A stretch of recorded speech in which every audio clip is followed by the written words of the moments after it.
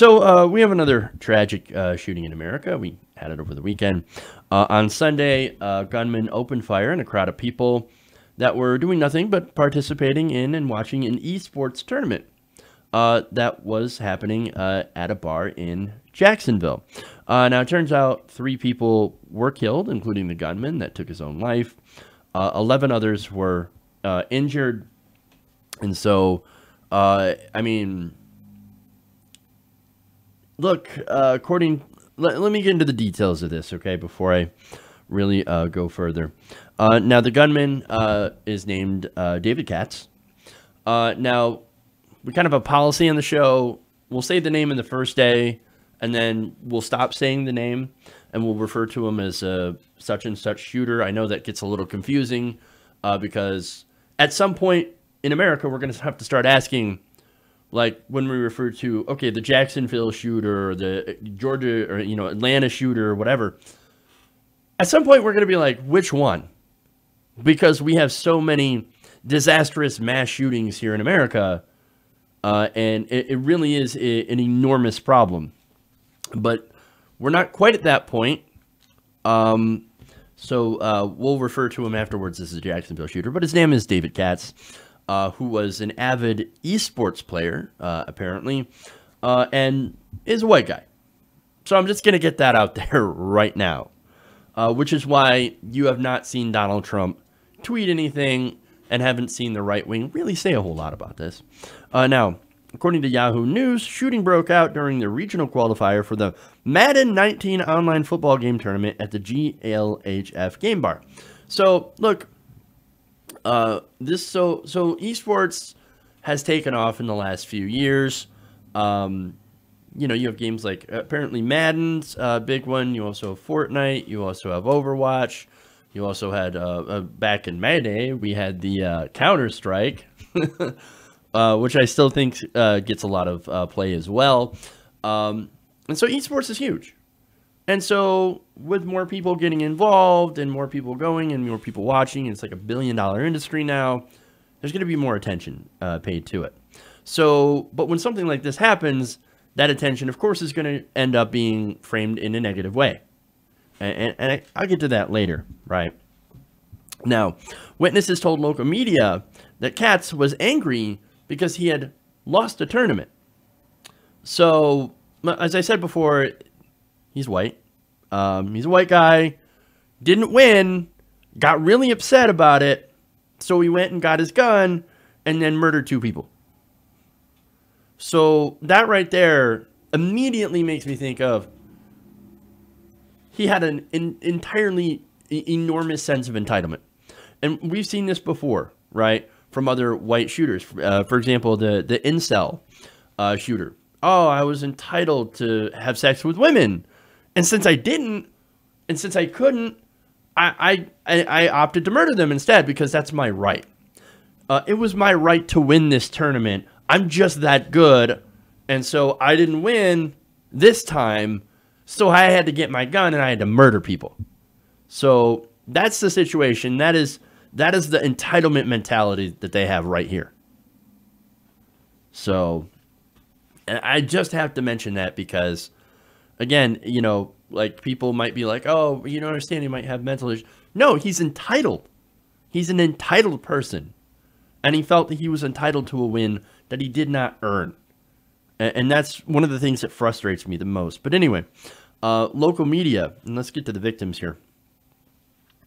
Local media identified the dead victims as Eli Clayton, 22, of Woodland Hills, and Taylor Robinson, 27, of Ballard, West Virginia. Both had been competitors in the tournament, local media reported, citing family of the victims. Now, Robertson was a husband and father, and he actually won the tournament last year. Now, the previous year, Katz had won it. So Katz had won before, right? So I guess he wins and everything's fine. But if he loses, oh my God, I'm going to go and freak out and go and kill people, murder people over Madden. Look, I love my video games, right? There's no way in hell I'd murder somebody over losing. That's insanity. But this is the kind of insanity that we live in, where somebody feels entitled and has easy access to guns So they say, well, I should have won. I should have won. I deserve to win. That's it. That's it. I'm gonna go and I'm gonna get an easily available weapon and I'm gonna murder somebody because I'm entitled to it. The insanity, right? And so because he couldn't win, he ends up murdering somebody who's a husband and a father. They're never gonna see their kid grow up because of this guy. Now, is the White House talking about this? Of course not. Of course not. Trump's not tweeting about it. No, he's tweeting about Tiger Woods. Now, if I guarantee that if his name had been Abdul Rahman El Mohammed, then I think Donald Trump would be tweeting about it. Or if he were a Latino, build that wall, right? That's all we heard about, Molly Tibbetts, right? And that horrific killing, which again, you could definitely argue was a sense of entitlement.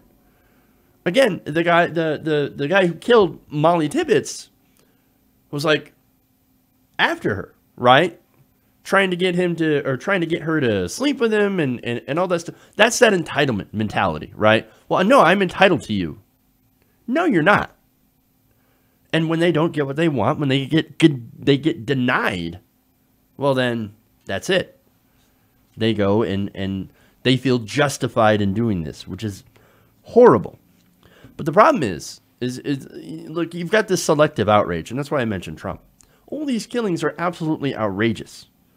And, of course, the weapons, what's also outrageous is the weapons are so easy to get now in America. And, of course, I don't have the details on the weapons. And you know what? At this point, I don't really need to know. It's not really all that important what kind of firearm they used. Because what it's about the ease and availability of guns in America. If he hadn't gotten a gun, it's very likely there would have been a lot more difficult to kill 2 people and then injure 11 and then kill themselves. We, again, are unique in the modern world for having some of the most lax gun laws. And it shouldn't be a surprise that we're also unique in that we have the most mass shootings. This isn't a coincidence. Now, Florida is a good example. Florida has some of the weakest gun laws in America, right? And, of course, they're Republican control. So, look, that's where Parkland happened. And look, even if they did have stronger gun control laws, people can just go and get guns from Georgia, Kentucky, or Alabama. So what we're basically swimming in an ocean of guns. So you might be thinking, well, Jeff, you just made an argument against gun control.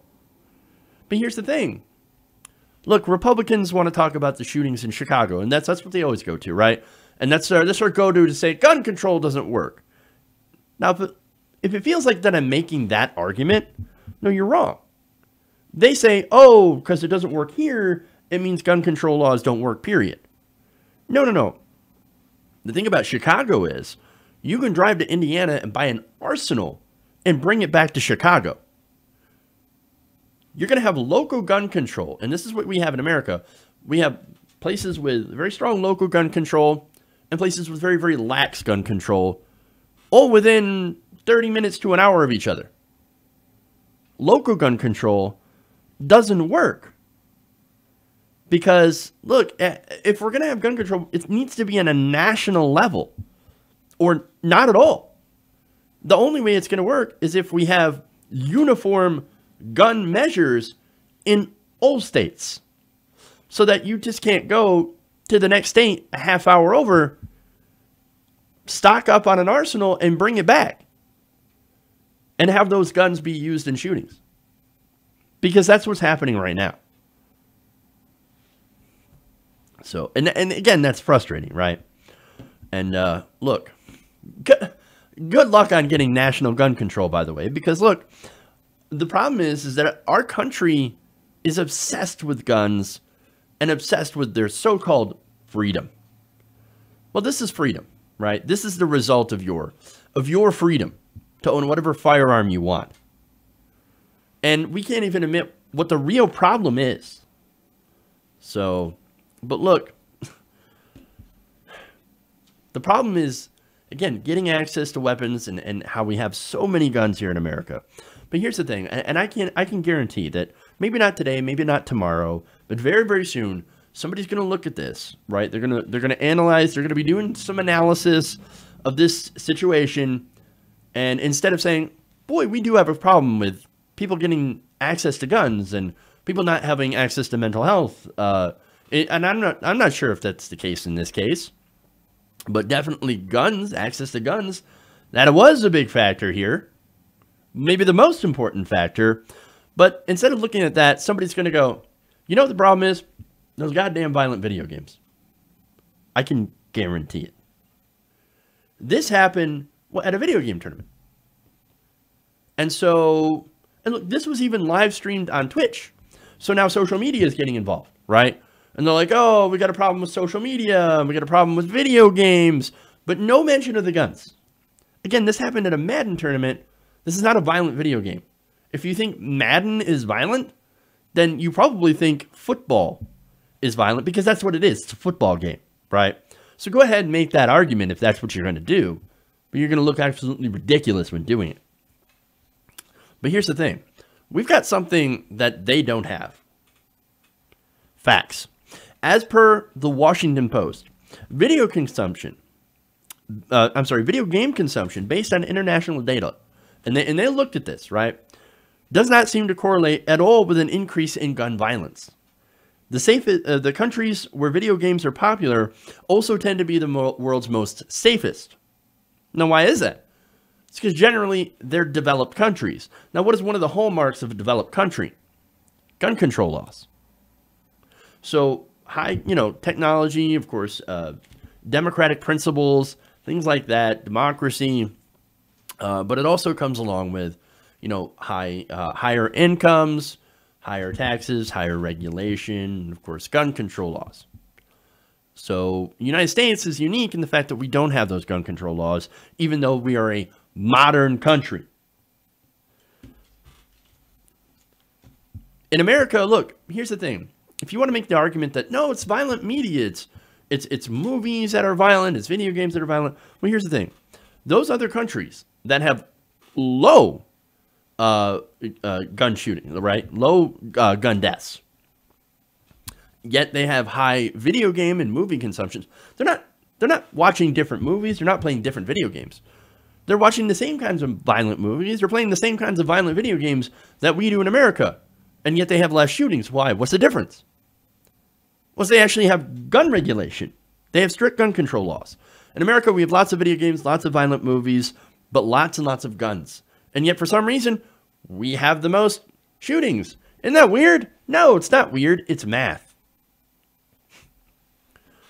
It's as if all the data points to one single thing. The guns. I mean, turns out, yes, people do kill people, and guess what they do it with? Overwhelmingly, they do it with guns. If you can't admit that by now, it's because you don't want to. If you don't want to, well, there's a reason. Hey everybody, thanks for watching this video. If you want to see more like this, please hit the subscribe button below. And if you want to support truly independent progressive media, please consider becoming a patron at patreon.com/TYTNation.